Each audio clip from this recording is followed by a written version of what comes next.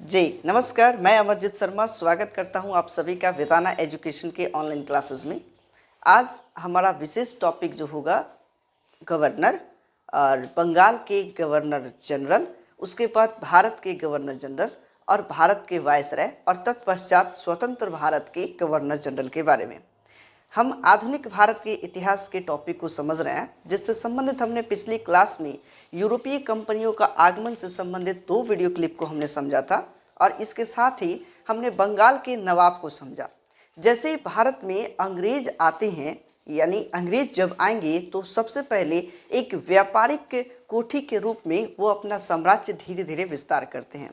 विशेष तौर पे हमने पिछली क्लास में यह भी समझा था कि भारत में अंग्रेजों की 3 प्रमुख प्रेसिडेंसियाँ थी, जिसमें सबसे पहले बंगाल की प्रेसिडेंसी, इसके बाद देखेंगे मद्रास प्रेसिडेंसी और बम्बई प्रेसिडेंसी, जिसमें सबसे ज़्यादा उसने साम्राज्य का जो विस्तार किया वह बंगाल प्रेसिडेंसी के क्षेत्र में किया।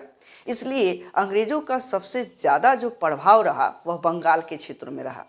इसीलिए देखिएगा आगे चल के जब यही व्यापारिक कंपनियों के जो हेड होते थे, तो जिस क्षेत्र में उनकी कंपनियां होती थी उस क्षेत्र में अलग अलग हेड हुआ करते थे और वही हेड को गवर्नर कहा जाता था। हालांकि गवर्नर को हिंदी में राज्यपाल कहते हैं। जैसे किसी भी क्षेत्र का जो शासक होता है, जो प्रमुख शासक होता है, वह उस क्षेत्र का राज्यपाल होता है। जैसे मान लीजिए कि हम बिहार राज्य में हैं, तो बिहार राज्य के जो हेड होते हैं, प्रमुख जो होंगे, वो होंगे राज्यपाल। लेकिन पूरे भारत साम्राज्य का जो हेड होगा उसे हम राष्ट्रपति कहते हैं। इसी तरीके से जब अंग्रेजी ईस्ट इंडिया कंपनी जिस क्षेत्र में अपना शासन चला रही थी, चाहे वह व्यापार के क्षेत्र में या फिर राजनीतिक हस्तक्षेप कर रही थी, तो जिस क्षेत्र में राजनीतिक हस्तक्षेप कर रही थी और कंपनी के जो हेड के अंतर्गत थी, उस हेड को गवर्नर कहा जाता था। इसके बाद धीरे धीरे हुआ क्या कि एक बंगाल का जो गवर्नर थे, वो बंगाल के गवर्नर ने राजनीतिक हस्तक्षेप ज़्यादा किए और अपने साम्राज्य ज़्यादा विस्तार किए। और उस समय देखिएगा कि रॉबर्ट क्लाइव थे गवर्नर, बंगाल के गवर्नर, जिसने बंगाल में द्वैध शासन को स्थापित कर दिया। और उसी समय से सभी गवर्नरों के, यानी ईस्ट इंडिया कंपनी जहाँ जहाँ थी भारत में, उन सभी गवर्नरों के एक हेड गवर्नर के रूप में रॉबर्ट क्लाइव हुए और वही हेड गवर्नर को बंगाल का गवर्नर जनरल कहा जाने लगा, यानी गवर्नर जनरल अर्थात सभी गवर्नरों का हेड होना। इसके बाद धीरे धीरे देखेंगे कि जब बंगाल के गवर्नर जनरल अब साम्राज्य का विस्तार भारत की तरफ बढ़ते हैं, पूरे भारत के लिए जो है एक नीतियाँ बनाना शुरू करते हैं, तो वो भारत के गवर्नर जनरल कहे जाने लगते हैं। इसके बाद देखेंगे कि जब एक क्रांति होती है 1857 की क्रांति, जिसमें भारतीय सेना अंग्रेज़ों के विरुद्ध जो है एक विद्रोह छेड़ देते हैं, तो उस समय सीधे यह सत्ता जो है ब्रिटिश क्राउन के हाथों में चला जाता है। और वही ब्रिटिश क्राउन ने फिर एक अधिनियम, यानी ब्रिटिश की तरफ से एक अधिनियम आता है भारत में कि अब जो गवर्नर जनरल थे, भारत के गवर्नर जनरल, अब उनका प्रतिनिधित्व नहीं होगा, सीधे ब्रिटिश सरकार की, यानी ब्रिटिश राजा के प्रतिनिधि के रूप में भारत में एक व्यक्ति होगा जो पूरे भारत के नीतियों को समझने का काम करेगा और यहाँ नीति लागू कराने का काम करेगा, जिसे भारत का वायसराय कहा जाएगा। जब भारत आज़ाद हो गया 1947 में, तो जब आज़ाद हो गया तो फिर अब यहाँ पर वायसराय शब्द नहीं प्रयोग होगा, उस वायसराय शब्द की जगह पे पुनः भारत के गवर्नर जनरल कहे जाने लगेंगे। इसी टॉपिक को हम आज विस्तार पूर्वक समझने का प्रयास करते हैं। चलिए शुरू करते हैं, लेट्स अंडरस्टैंड। सबसे पहले हम जानेंगे गवर्नर, गवर्नर जनरल और वायसराय। गवर्नर, चूँकि मैंने अभी बताया कि गवर्नर को हिंदी में राज्यपाल कहते हैं और किसी भी क्षेत्र का जो हेड होगा उस हेड को ही गवर्नर कहा जाता था। हालांकि सबसे पहले हम देखेंगे कि किस वर्ष में हेड को क्या कहा जाता था और पहला हेड जो था वह कौन था और वह अंतिम हेड कौन था, वो कौन था, इसे भी जानने का प्रयास करेंगे। तो सन 1757 से लेकर और 1784 ईस्वी तक बंगाल के गवर्नर के नाम से कंपनी का हेड कहा जाने लगा। हालांकि 1757 से पहले भी, चूँकि भारत में 1600 ईस्वी से अंग्रेज़ों का जो है यहाँ पर शासन शुरू हो जाता है ईस्ट इंडिया कंपनी के नाम पर, तो ईस्ट इंडिया कंपनी जहाँ जहाँ अपनी फैक्ट्री लगाती थी वहाँ पर वहाँ का हेड गवर्नर कहलाता था। जैसे मद्रास का गवर्नर, बंगाल का गवर्नर, बम्बई का गवर्नर, और इसी तरीके से जिस क्षेत्र में अपनी कंपनी लगाती थी वहाँ का गवर्नर, यानी एक समय में कई क्षेत्रों में गवर्नर हुआ करते थे। लेकिन जब 1757 में प्लासी का युद्ध हुआ तो प्लासी के युद्ध के क्रम में विशेष तौर पर बंगाल के गवर्नर जो होते थे वह सबका हेड के रूप में, एक विशेष गवर्नर के रूप में जाने जाने लगे। यही जो है बंगाल के गवर्नर 1757 में सबसे पहले जो बने थे वह थे लॉर्ड क्लाइव। ये बंगाल के गवर्नर इसलिए कहे जा रहे हैं, हालांकि इसके पहले ईस्ट इंडिया कंपनी के गवर्नर हुआ करते थे, और अब जब 1757 का प्लासी का युद्ध हुआ तो रॉबर्ट क्लाइव के हस्तक्षेप जो है बंगाल के राजनीतिक क्षेत्रों पे पड़ गया, और राजनीतिक क्षेत्रों पर वहाँ की नीतियों को, वहाँ से रेवेन्यू कलेक्शन यानी वहाँ के जो कर होते थे कर की वसूली करना, और साथ ही वहाँ के लिए नीति लागू करवाने की जो है प्रथा शुरू कर दी। यही द्वैत शासन हुआ, यानी एक शासन अंग्रेजी ईस्ट इंडिया कंपनी के हेड के हाथ में था तो दूसरा शासन जो था बंगाल के नवाब के हाथों में था। यही 1757 की जो क्रांति हुआ, प्लासी का युद्ध हुआ, और इस युद्ध के बाद यही जो है द्वैत शासन की प्रथा शुरू हो जाती है। इसलिए अब ईस्ट इंडिया कंपनी के गवर्नर नहीं कहे गए वहाँ के लिए, वहाँ बंगाल के गवर्नर कहे जाने लगे। तो सवाल आता है कि बंगाल का पहला गवर्नर कौन था। अधिकतर आप देखिएगा कई एग्जाम में, प्रतियोगी परीक्षा में आप बैठिएगा तो उसमें ये सवाल आता है कि बंगाल का पहला गवर्नर कौन था, तो वो हो जाएगा लॉर्ड क्लाइव। ये 1757 से लेकर और 1760 ईस्वी तक लॉर्ड क्लाइव बंगाल का गवर्नर रहता है। फिर इसके बाद देखिएगा कि 1760 से लेकर और 1765 ईस्वी तक बेंसी टाट जो है बंगाल के गवर्नर बनते हैं। और इसी बीच में 1760 और 1765 के बीच में एक युद्ध होता है, बक्सर का युद्ध। तो सवाल आए कि बक्सर के युद्ध के समय में बंगाल का गवर्नर कौन था, तो जवाब होगा बेंसी टाट। और इसका भरपूर फायदा किसने उठाया, तो लॉर्ड क्लाइव ने उठाया। 1700 जब 64 में बक्सर का युद्ध हुआ और 1765 तक रहा बेंसी टाट, तुरंत 1765 में फिर जो है रॉबर्ट क्लाइव बंगाल का गवर्नर बन जाता है। अब यहाँ देखेंगे, इसीलिए 1757 से लेके और 1784 ईस्वी तक बंगाल के गवर्नर के रूप में जो है लॉर्ड क्लाइव रहते हैं। और अंतिम समय में देखेंगे तो ये वारेन हेस्टिंग्स होते हैं बंगाल का अंतिम गवर्नर। हालांकि इस बीच में 1757 से 1784 के बीच में 2-3 और गवर्नर आए, लेकिन उनका शासनकाल का दौर बहुत ज़्यादा दिनों तक नहीं रहा। अंतिम समय में रहते हैं वारेन हेस्टिंग्स, बंगाल का अंतिम गवर्नर।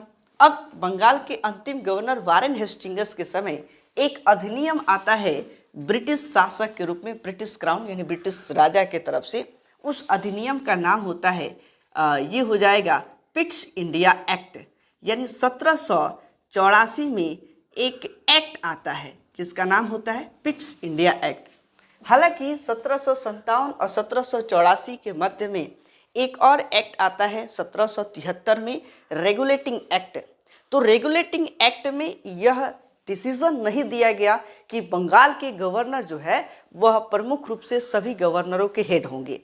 हालांकि यह सिर्फ मौखिक के रूप में चल रहा था, अब तक मौखिक ही थे कि बंगाल का गवर्नर ही सभी गवर्नरों का हेड होगा। लेकिन 1784 में जब पिट्स इंडिया एक्ट अधिनियम आया तो उस अधिनियम में यह बात लिखित रूप में आया ब्रिटिश शासक के रूप में। ब्रिटिश शासक ने इसको दिया, ब्रिटिश के जो क्राउन थे या प्रधानमंत्री थे वहाँ से एक लेटर आया पिट्स इंडिया एक्ट, और उस एक्ट में यह निर्णय दिया गया कि बंगाल के जो गवर्नर होंगे वो भारत के जितनी ईस्ट इंडिया कंपनी के गवर्नर है सभी कंपनी, सभी प्रेसिडेंसी के गवर्नरों का हेड होगा, और उसका नाम हो जाएगा गवर्नर जनरल। यही से हो जाता है गवर्नर जनरल। तो पिट्स इंडिया एक्ट, सवाल आए कि किस अधिनियम के बाद बंगाल के गवर्नर को बंगाल का गवर्नर जनरल कहा जाने लगा, तो ये उत्तर हो जाएगा पिट्स इंडिया एक्ट।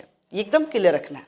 और 1784 से लेकर 1833 ईस्वी तक जो पूरे अंग्रेजी साम्राज्य का जो हेड होते थे, उस हेड को बंगाल के गवर्नर जनरल के नाम से जाने लगा। अब जैसे सवाल आता है कि वारेन हेस्टिंगस चूंकि यहाँ पर देखिएगा कि जो अंतिम गवर्नर था बंगाल का, वही पुनः जब इसके समय में अधिनियम आता है तो वही बंगाल का क्या हो जाता है, पहला गवर्नर जनरल हो जाता है। तो सवाल आता है कि बंगाल का प्रथम गवर्नर जनरल कौन था, तो इसका उत्तर हो जाएगा वारेन हेस्टिंगस। इसके बाद इसके क्रम में इसके बीच में कई अन्य और गवर्नर जनरल आते हैं, लेकिन अंतिम समय में सबसे अंतिम गवर्नर जनरल जो था वह था lord William Bentinck. Lord William Bentinck के समय में फिर एक अधिनियम ब्रिटिश सरकार की तरफ से भारत में आता है। वह अधिनियम जो था वह था चार्टर एक्ट, यानी चार्टर अधिनियम के तहत अब जो बंगाल के गवर्नर जनरल थे, यानी बंगाल के गवर्नर जनरल के नाम से जो प्रख्यात थे, उनको भारत का गवर्नर जनरल कहा जाने लगा। चूंकि बंगाल के गवर्नर जनरल जो थे अपने साम्राज्य का विस्तार भारत के कई क्षेत्रों में कर रहे थे, तो उन्हें हेड के रूप में बंगाल का गवर्नर जनरल ही कहा जाता था। जैसे आज वर्तमान में कह सकते हैं कि दिल्ली सरकार भारत के सभी क्षेत्रों पर नीति लगाती है, तो ये दिल्ली सरकार हो गई। और वही जब कोई अधिनियम आ जाए, कह दिया जाए कि नहीं, भारत सरकार भारत के सभी क्षेत्रों में अपनी नीति को लागू करवाती है, तो वही बात एक अधिनियम के तहत लिखा गया, चार्टर अधिनियम के तहत, कि बंगाल का जो गवर्नर जनरल है, अर्थात सभी प्रेसिडेंसियों के गवर्नरों का गवर्नर, जो गवर्नर जनरल, बंगाल का गवर्नर जनरल अब जो है भारत का गवर्नर जनरल कहा जाने लगेगा।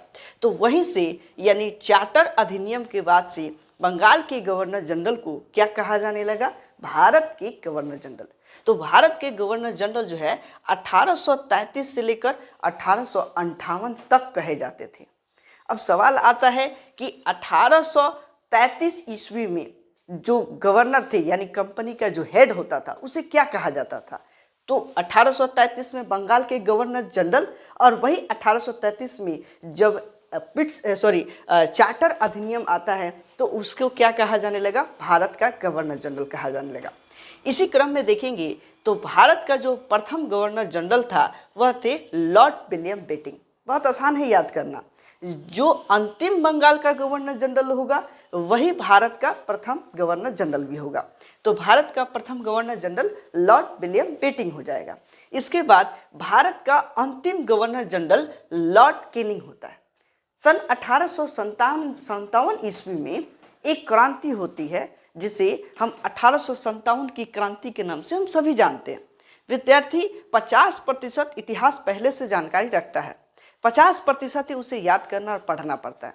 तो 1857 की क्रांति आप सुने हैं, जानते हैं, और वह क्रांति जो था एक सैनिक विद्रोह हुआ था जिस समय अंग्रेज हारने के कगार पे पहुंच गए थे।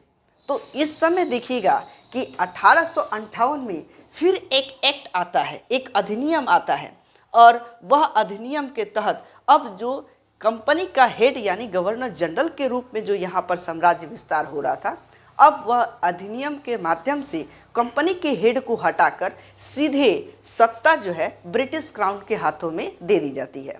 यानी अब जो सत्ता का संचालन सीधे ब्रिटिश सरकार के माध्यम से भारत को संचालित किया जाएगा। इसके लिए ब्रिटिश सरकार यानी ब्रिटिश राजा का एक प्रतिनिधि भारत में आएगा जो भारत का हेड होगा, और उसे भारत का वायसराय कहा जाएगा। यही बात यहाँ पर आता है, यानी लॉर्ड कैनिंग के समय में 1858 का अधिनियम, 1858 के एक्ट के माध्यम से अब भारत की सत्ता संभालने की बारी भारत के वायसराय के हाथों में आ जाती है। यह भारत के वायसराय यानी ब्रिटिश सरकार, ब्रिटिश क्राउन का एक प्रतिनिधि भारत में आएगा। यह 1858 से लेकर और देश जब तक आज़ाद नहीं हो जाता है तब तक जो है ब्रिटिश का जो है भारत की सत्ता संभालने की जिम्मेदारी भारत के वायसराय के हाथों में चला जाता है। इसमें देखेंगे कि 1858 से लेकर और 1947 ईस्वी तक भारत के वायसराय रहते हैं, जिसमें क्वेश्चन बनता है कि भारत का प्रथम वायसराय कौन था। तो भारत का प्रथम वायसराय लॉर्ड कैनिंग। अब देखिए कह दे भारत का अंतिम गवर्नर जनरल, तो जो अंतिम गवर्नर जनरल होगा लॉर्ड कैनिंग, वही भारत का प्रथम वायसराय भी होगा। अब इसके बाद फिर इसके अंतिम देखिएगा, यह बात आप पहले से भी जानते हैं कि भारत जब आज़ाद हुआ तो उस समय अंतिम वायसराय भारत का लॉर्ड माउंटबेटन था। लॉर्ड माउंटबेटन भारत का अंतिम वायसराय। अब जब देश आज़ाद हो गया तो अब वायसराय कहना उचित नहीं होगा, चूंकि वायसराय कहते हैं तो ये हो जाता है कि ब्रिटिश क्राउन का एक प्रतिनिधि भारत में है और वह इस देश का संचालन कर रहा है, तो इसलिए वायसराय शब्द को हटा दिया गया। अब यहाँ पर ब्रिटिश प्रतिनिधि के रूप में यह कार्य नहीं करेंगे, अब यही लॉर्ड माउंटबेटन भारत के प्रथम गवर्नर जनरल हो जाते हैं। अगर यह भारत के वायसराय के रूप में यानी एक प्रतिनिधि के रूप में काम करते तो देश आज़ाद कहाँ हुआ, ब्रिटिश सत्ता के हाथों में ही है। तो इसलिए अब वह प्रतिनिधित्व को छोड़कर भारत के प्रतिनिधि के रूप में इन्हें कहा जाने लगा, लॉर्ड माउंटबेटन को ही भारत के प्रथम गवर्नर जनरल। देखिए कंफ्यूज में नहीं आना है, बंगाल का प्रथम गवर्नर जनरल अलग होगा, बंगाल का प्रथम गवर्नर जनरल वारेन हेस्टिंग्स। उसी तरीके से भारत के गवर्नर जनरल हो जाएंगे वो लॉर्ड माउंटबेटन, और भारत का अंतिम गवर्नर जनरल जो थे सी राजगोपालाचारी, चक्रवर्ती राजगोपालाचारी। अगर प्रश्न में आ जाता है कि भारत का अंतिम गवर्नर जनरल कौन है, देखिए विकल्प में कुछ गेम आपके साथ हो सकता है। ऑप्शन में सी राजगोपालाचारी ना कह के वहाँ पर राजा जी लिख दे, तो राजा जी किसको कहते हैं, सी राजगोपालाचारी को ही कहते हैं, चक्रवर्ती राजगोपालाचारी को कहते हैं। अब देखिए चक्रवर्ती राजगोपालाचारी तमिलनाडु से बिलोंग करते थे, तमिल क्षेत्र से, मद्रास से। इनका जो है संबंध गांधी जी के साथ हो जाता है।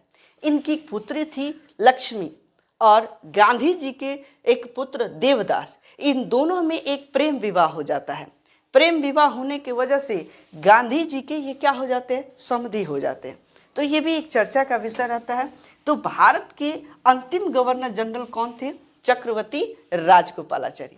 और फिर देखेंगे कि स्वतंत्र भारत के प्रथम गवर्नर जनरल जो हो गए, स्वतंत्र भारत के प्रथम भारतीय गवर्नर जनरल। क्वेश्चन ऐसे आ जाए कि स्वतंत्र भारत के प्रथम भारतीय गवर्नर जनरल कौन थे, तो यही होंगे सी राजगोपालाचारी। चूंकि स्वतंत्र भारत के ये अंग्रेजी गवर्नर जनरल है, ये विदेशी हैं, लेकिन प्रथम भारतीय गवर्नर जनरल कौन हुए, तो सी राजगोपालाचारी हो जाएंगे। तो आई होप, मुझे लगता है कि ये चार्ट आपको आसानी से समझ में आ गया होगा। हम आपसे सवाल भी पूछेंगे और आपको आपके माइंड से एक रीडिंग भी होगा कि आप कितना जानते हैं। बस इतना ही में हमें बहुत सारे 1 से 2 नंबर निश्चित किसी प्रतियोगी परीक्षा में पूछ दिए जाते हैं, और यही होता है आपको लीड कराने का। जैसे 1-2 नंबर ही होता है जिसमें आपकी रिजल्ट बनती है, नहीं तो घटती है। अधिकतर विद्यार्थी देखिएगा बिना पढ़े भी जाएगा तो 100 नंबर में 10 नंबर लहवा के जरूर आ जाएगा। 10 नंबर लहवा के आएगा और कहेगा कि हम ना पढ़नी तो 10 नंबर। अगर पढ़ती तो कितना, पढ़ते भी तब भी उतना ही लाते। पढ़ने से नहीं आएगा, समझने से आएगा।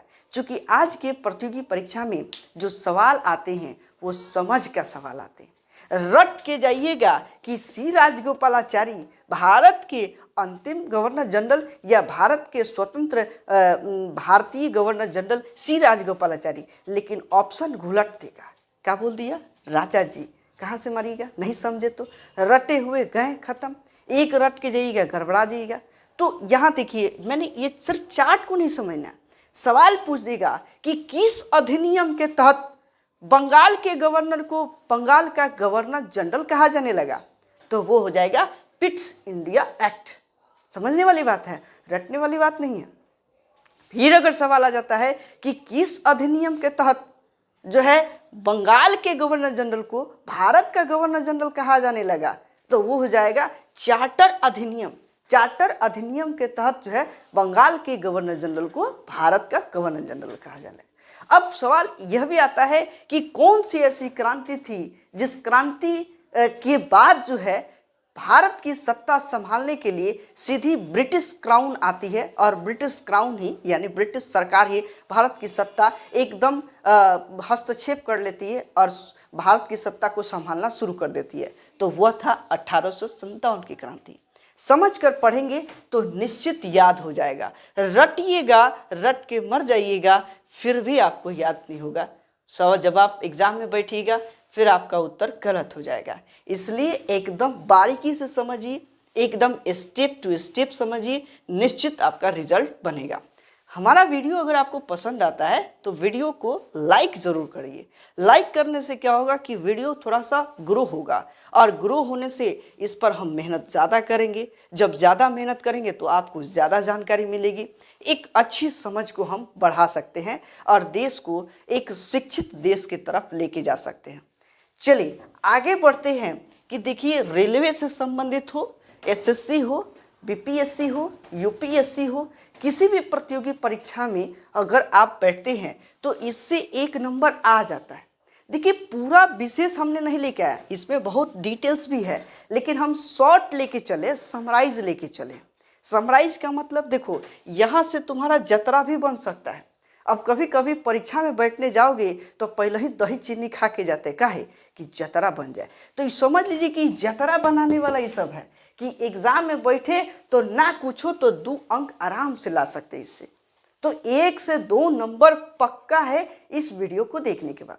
अब इसमें देखिएगा कि पूछता है कि बक्सर का युद्ध 1764, देखिए सीन है 1764 का।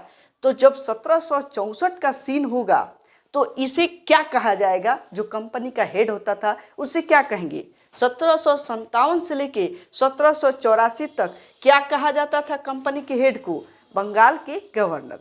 तो सवाल आएगा कि बक्सर के युद्ध के समय में बंगाल का गवर्नर कौन था। तो 1764 यानी बक्सर के युद्ध में बंगाल का गवर्नर अभी मैंने बताया वेंसी टाट थे। वेंसी टाट 1757 में प्लासी का युद्ध हुआ और 1764 में बक्सर के युद्ध के समय में जो बंगाल के गवर्नर थे वह थे वेंसी टाट, यही बंगाल का गवर्नर कहेगा। अब यह भी पूछ सकता है, थोड़ा समझ विस्तृत करें, पूछ सकता है कि इस समय बक्सर के युद्ध में वेंसी टाट क्या थे।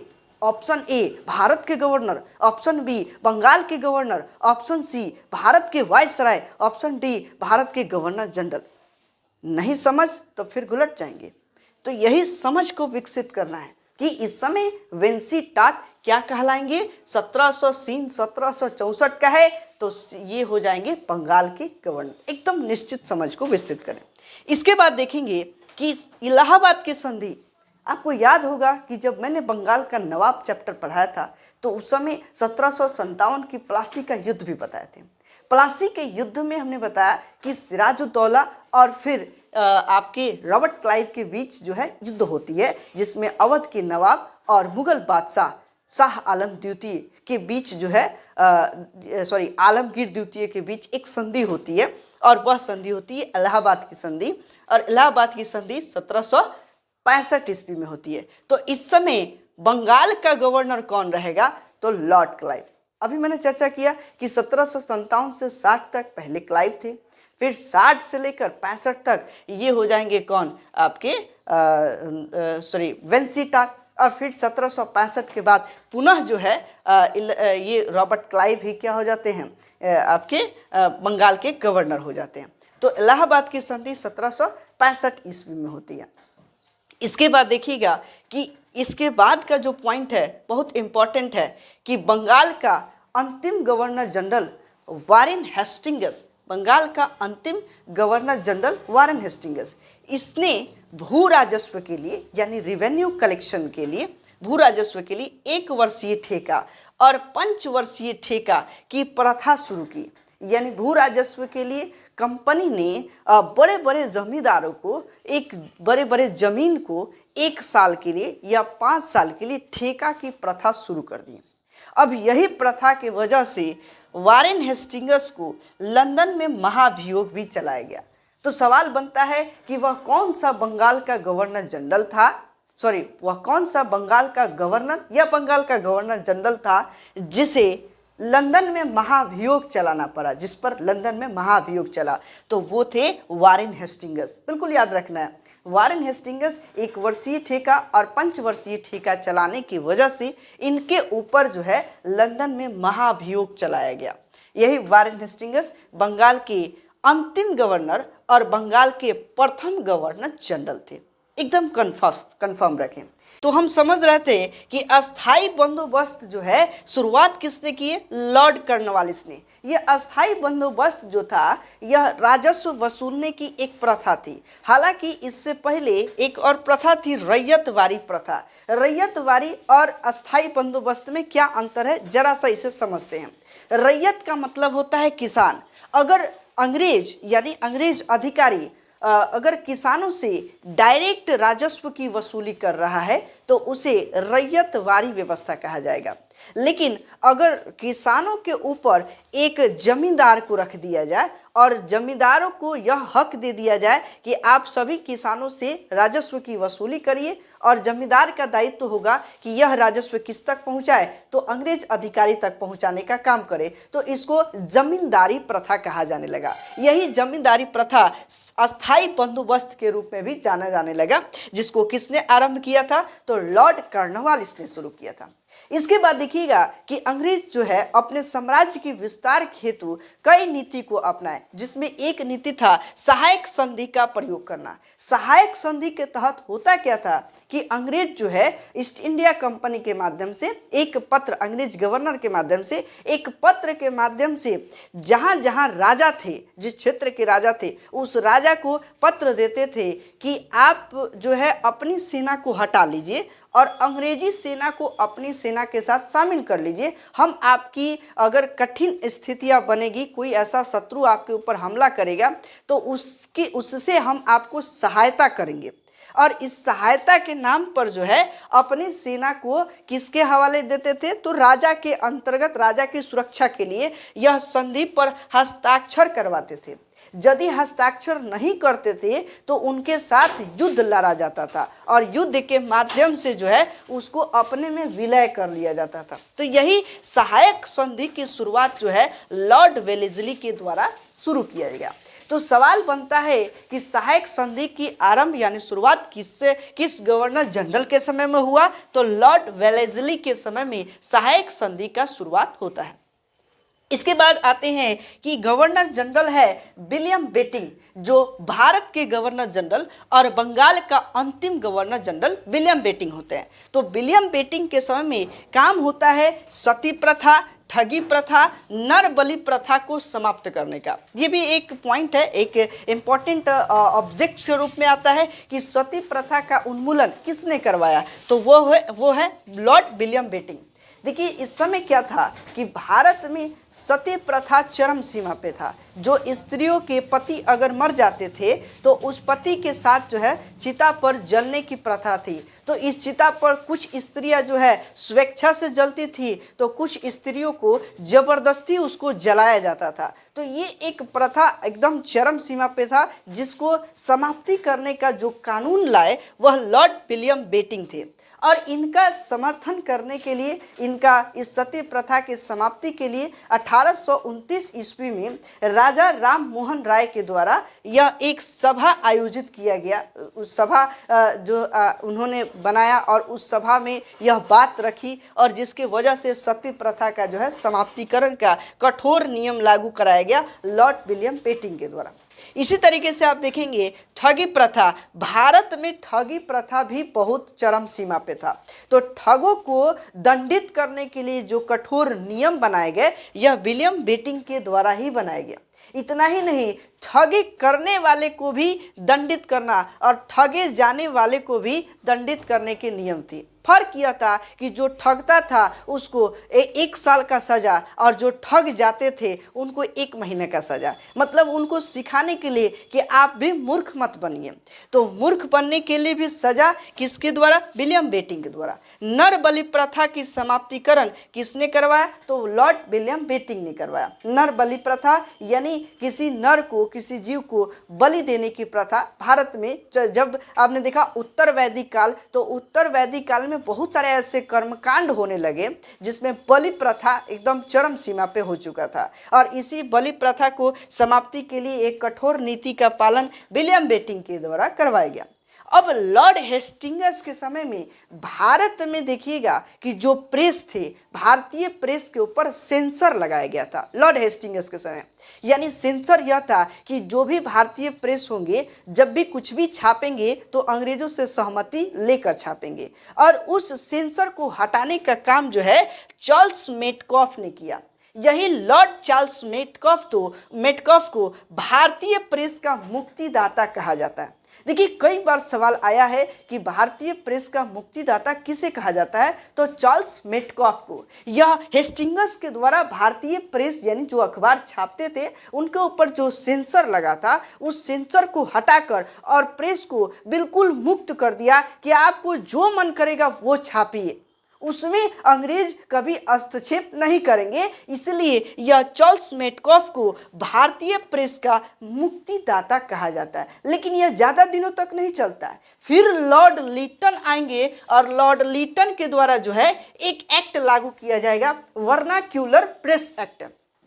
और इस वर्नाक्यूलर प्रेस एक्ट के माध्यम से प्रेस पर, भारतीय प्रेस पर प्रतिबंध लगा दिया जाता है छापने के ऊपर, कि अगर छापते हैं तो पहले अंग्रेजों को दिखाइए, अंग्रेज वहां से पास करेंगे, 15 दिन समय लेंगे, 20 दिन समय लेंगे, और उसके बाद वहां से पास होगा तभी आप उसको छाप सकते हैं, वरना नहीं छाप सकते हैं। तो यही वरना नहीं छाप सकते हैं, वर्नाक्यूलर प्रेस एक्ट किसके द्वारा लागू किया गया, तो लॉर्ड लिटन के द्वारा इसे लागू किया गया।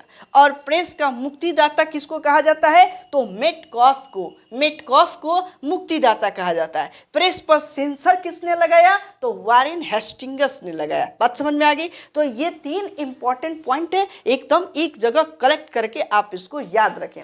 इसके बाद देखिए एक बहुत इंपॉर्टेंट बिंदु है व्यक्तिगत सिद्धांत अर्थात डॉक्ट्रिन ऑफ लेप्सी। जिस क्षेत्र के राजा का कोई वंश नहीं होता था, यानी उसके वंश नहीं होने की वजह से उस क्षेत्र को अंग्रेज अपने में शामिल कर लेते थे, जिसे डॉक्ट्रिन ऑफ लेप्सी यानी व्यक्तिगत सिद्धांत कहा गया। और यही हड़प नीति भी कहा जाता है। यानी यदि किसी क्षेत्र के राजा का कोई वंश नहीं रहेगा तो उस क्षेत्र को हड़पेगा कौन, तो अंग्रेज। और इसको किसने शुरू किया, तो डलहौजी ने शुरू किया। डलहौजी ने हड़प नीति को आरंभ किया, जिसे डॉक्ट्रिन ऑफ लेप्सी या व्यक्तिगत सिद्धांत कहा जाता है डलहौजी के समय। इसी के समय इसी हड़प नीति का पालन करते हुए 1848 में सतारा को, यानी सतारा के जो क्षेत्र था उसको शामिल कर लिया अंग्रेजों ने। इसी तरीके से 1849 में संबलपुर को, 1852 में उदयपुर को, 1853 में झांसी की रानी के साथ एक देखिएगा कि एक विद्रोह होता है, काफी लड़ाई होती है और अंततः झांसी की रानी हार जाती है और फिर झांसी को विलय अंग्रेजों ने कर लेते हैं। तो ये सब डलहौजी की ही नीति है। इसी समय 1854 में नागपुर पर, तो ये जिस क्षेत्र में अगर उस राजा का वंश नहीं हो रहा है उसको भी, और कुछ ऐसे क्षेत्र आपको दिखेंगे कि यदि राजा के द्वारा कोई कुशासन किया जाता है तो वह कुशासन के आधार पर भी उसका विलय करना शुरू हुआ। तो कुशासन के आधार पर अवध का विलय 1856 में हुआ। यह भी किसके समय में, डलहौजी के समय। डलहौजी के समय में भारत में पहली बार रेल आरंभ किया गया। भारत में पहली रेल प्रारंभ कब की गई, तो डलहौजी के समय में पहली बार रेल प्रारंभ किया गया। इसी तरीके से आप देखेंगे कि 1857 का विद्रोह, ये आप सब जानते हैं। 1857 का जो सैनिक विद्रोह हुआ था लॉर्ड कैनिंग के समय में हुआ था। और इसी के समय में विधवा पुनर्विवाह अधिनियम आया। विधवा पुनर्विवाह, यदि कोई विधवा हो जाती है तो उसका पुनः विवाह किया जा सकता है एक नियम के माध्यम से। वही विधवा पुनर्विवाह का नियम किसने लागू करवाया, तो लॉर्ड कैनिंग के द्वारा करवाया गया। इसके बाद आगे बढ़ते हैं तो वर्नाक्यूलर प्रेस एक्ट अभी बताएं लॉर्ड लिटन के समय में आया। इसी तरीके से 1877 में महारानी विक्टोरिया जो ब्रिटिश की शासिका थी, महारानी विक्टोरिया को जो है कैसर ए हिंद की उपाधि किसके समय दिया गया? तो लॉर्ड लिटन के समय में दिया गया। यह भारत का जो है वायसराय थे लॉर्ड लिटन। तो लॉर्ड लिटन कैसर ए हिंद की उपाधि 1800, देखिए सीन यदि 1877 है तो सीन के आधार पर समझ लेना है कि 1858 के बाद जो ब्रिटिश के प्रतिनिधित्व भारत में कर रहे थे उसको क्या कहा जाता था? वायसराय। तो सवाल यह भी आता है कि 1877 में लॉर्ड लिटन भारत के क्या थे? भारत के गवर्नर जनरल, बंगाल के गवर्नर जनरल, भारत के वायसराय या स्वतंत्र भारत के गवर्नर जनरल? तो आपको ध्यान रखना है कि यह इस समय सीन 1877 का है, तो यह क्या होंगे? भारत के वायसराय हो जाएंगे। इसके बाद बंगाल विभाजन। बंगाल विभाजन 1905 ईस्वी में यह लॉर्ड कर्जन के समय में हुआ। लॉर्ड कर्जन के समय में बंगाल का विभाजन होता है और उसके बाद देखिए बंगाल विभाजन में बांग्लादेश ये हो जाएंगे, पश्चिमी बंगाल हो जाएगा और पूर्वी बंगाल। तो इस तरीके से बंगाल का विभाजन होता है 1905 में। किसके समय में? तो लॉर्ड कर्जन के समय में। इसके बाद देखेंगे कि बंगाल विभाजन को पुनः 1911 में जो है रद्द कर दिया जाता है। किसके समय में? तो लॉर्ड हार्डिंग के समय में यह बंगाल विभाजन रद्द होता है। किसके समय? लॉर्ड हार्डिंग के समय में। और यही बंगाल विभाजन रद्द के समय में लॉर्ड हार्डिंग के ऊपर बम से हमला किया जाता है, जिसमें लॉर्ड हार्डिंग तो बच जाते हैं और उसकी हाथी और उसके महावत जो है वो मारे जाते हैं। काफ़ी हताहत होता है इस समय। जब इसकी स्टोरी हम आपको सुनाएंगे तो यह भी बताएंगे, इसका हर एक इमेज आपके दिमाग में फिट हो जाएगा। इसके बाद देखिएगा, केवल आपको ये याद रखना है कि बंगाल विभाजन किस वायसराय के समय हुआ? लॉर्ड कर्जन के समय में। और बंगाल विभाजन का रद्द किस वायसराय के समय हुआ? तो लॉर्ड हार्डिंग के समय में हुआ। इसके बाद आता है कि रॉलेट एक्ट, जालियांवाला बाग हत्याकांड 1919 का, असहयोग आंदोलन और 1917 में जो चंपारण सत्याग्रह हुआ, यह किस वायसराय के कार्यकाल में हुआ? यह टोटल चेम्सफोर्ड के समय में हुआ। अब सवाल यह आता है कि गांधी जी के द्वारा 1917 में चंपारण सत्याग्रह हुआ था, उस समय भारत का वायसराय कौन था? याद रखना है, चेम्सफोर्ड उस समय भारत का वायसराय था। उसी समय भारत में असहयोग आंदोलन की शुरुआत जो हुआ था गांधी जी के द्वारा, यह 1920 की बात है, 20-22 की। तो उस समय जो है उस समय कौन था ये वायसराय? तो चेम्सफोर्ड था। जालियांवाला बाग हत्याकांड जो हुआ उस समय भी चेम्सफोर्ड था। रॉलेट एक्ट आया उस समय भी चेम्सफोर्ड आया, है ना। अब ये ध्यान रखना है। इसके बाद जो है 1922 ईस्वी में असहयोग आंदोलन एकदम चरम सीमा पे था। इसमें होता क्या था कि भारतीय विदेशी वस्त्रों को अंग्रेजों के सामने जलाना था और अंग्रेजों का बहिष्कार करने के लिए, उनका सहयोग नहीं करने की बात दिखाना था। यानी उनके प्रति एक द्वेष भावना को उनके सामने स्पष्ट दिखाने की बात गांधी जी ने किया था। इसी समय चौरी चौरा एक गांव का नाम है चौरी चौरा, और वहां पर थाने के सामने चौरी चौरा गांव के कुछ लड़के ये वस्त्र को जला रहे थे। वस्त्र जलाने के क्रम में जो कुछ स्टाफ थे, थाना अधिकारी, वो लोग पकड़ के और उनको पीट दिए। और पीटने की वजह से हुआ क्या कि फिर जब ये गांव में गया सब 4-5 लड़का, तो गांव में हल्ला किया कि हमको थाना अधिकारी मारा है, थाना अधिकारी मारा है। अब इसके लिए गांव वाले सब लोग टूट पड़े थाने के ऊपर कि कौन मारा है, कौन मारा है, कौन मारा है। और यही बाती करते करते हो गया बवाल, झड़प हो गया। झड़प होने में क्या हुआ कि गाँव वालों ने पूरा थाना के स्टाफ को जो है बड़ी मार दिए, लोग पीट दिए। और पीटने के बाद वो लोग सोचा कि अगर हम फिर गांव में जाते हैं तो फिर पुलिस पीछे पीछे आएगी और एक एक पुरुष को पकड़ पकड़ के जेल में बंद करेगी। इसलिए ऐसा किया जाए कि इसको थाना को आग लगा दिया जाए। और वही चौरी चौरा थाना जो है उसमें आग लगा दिया गया। और आग लगाने के बाद जो है वहाँ 22 पुलिस कर्मी जो है वहाँ पे मारे जाते हैं। आप देखेंगे तो चौरी चौरा कांड 1922 में होता है और वही उस समय असहयोग आंदोलन को तुरंत वापस कर लिया जाता है। इसकी कहानी हम अगले वीडियो में समझेंगे और अच्छे तरीके से। तो चौरी चौरा कांड लॉर्ड रीडिंग के समय में हुआ। देखिए, असहयोग आंदोलन की शुरुआत चेम्सफोर्ड में और असहयोग आंदोलन की वापस किसके समय में हुआ, तो लॉर्ड रीडिंग के समय में होता है। तो ये ध्यान रखना है, यदि सवाल आता है कि असहयोग आंदोलन का वापस किस वायसराय के समय में हुआ, तो लॉर्ड रीडिंग के समय में हुआ। असहयोग आंदोलन की शुरुआत चेम्सफोर्ड के समय में हुआ। इसके बाद देखते हैं कि पूर्ण स्वराज की मांग, दांडी यात्रा, सविनय अवज्ञा आंदोलन या प्रथम गोलमेज सम्मेलन, यह किसके समय में हुआ, लॉर्ड इरविन के समय में होगा। यानी यह लॉर्ड इरविन के समय में पूर्ण स्वराज की मांग की गई। यह दांडी यात्रा गांधी जी के द्वारा सविनय अवज्ञा आंदोलन, और इसी में देखिएगा कि प्रथम गोलमेज सम्मेलन यानी फर्स्ट राउंड टेबल सेमिनार का आयोजन अंग्रेजों के द्वारा किया गया था। तो इस समय कौन अंग्रेजी वायसराय थे, तो लॉर्ड इरविन थे। इरविन नहीं याद रहे तो आपको ध्यान रखना है, गांधी इरविन समझौता हुआ था अंत में। तो यही गांधी इरविन से आप समझ सकते हैं कि पूर्ण स्वराज की मांग या दांडी यात्रा, सविनय अवज्ञा आंदोलन और इसे प्रथम गोलमेज सम्मेलन, यह आपके लॉर्ड इरविन के समय में हुआ था। इसके बाद बात करते हैं कि द्वितीय विश्व युद्ध, क्रिप्स मिशन और भारत छोड़ो जैसे आंदोलन किस वायसराय के समय में हुआ, तो लॉर्ड लिनलिथिगो के समय में हुआ। लॉर्ड लिनलिथिगो के समय में भारत छोड़ो आंदोलन प्रारंभ हुआ 1942 में।